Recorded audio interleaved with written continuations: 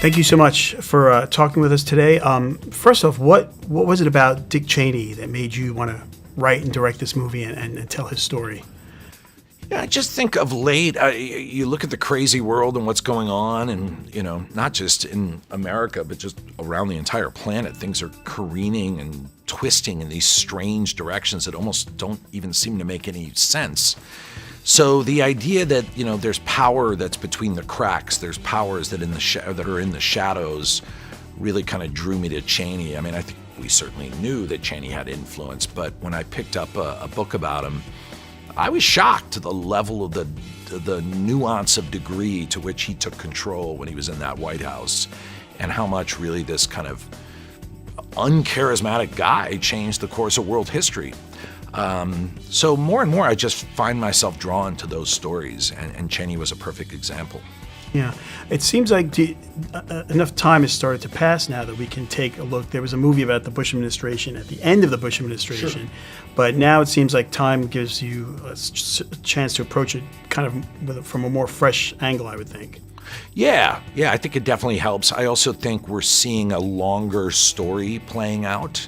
I mean, we're really seeing the story of the Reagan Revolution, or the Republican Revolution, if you want to call it that started in the late 70s and has really continued till now.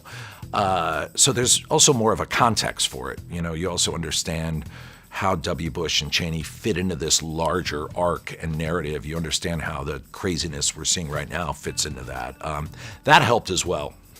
What was it like seeing, you've worked with Christian before, but what was it like seeing and hearing him embody this character so much? I've never experienced anything like it. I've seen some great performances before, but I'll just never forget that first day when the makeup synced up with his character work, and without exaggeration, the hair stood up on my arm. He's like, hey, I've been working on the walk, and he just did the walk down the hallway, and I was looking at him from behind with the makeup and the suit. And it was chilling. It really was. It's funny because, we're seeing a little bit of revisionist thinking about George W. Bush now, I think, in light of where we're at now. Yeah. How do you think history is going to ultimately paint Dick Cheney?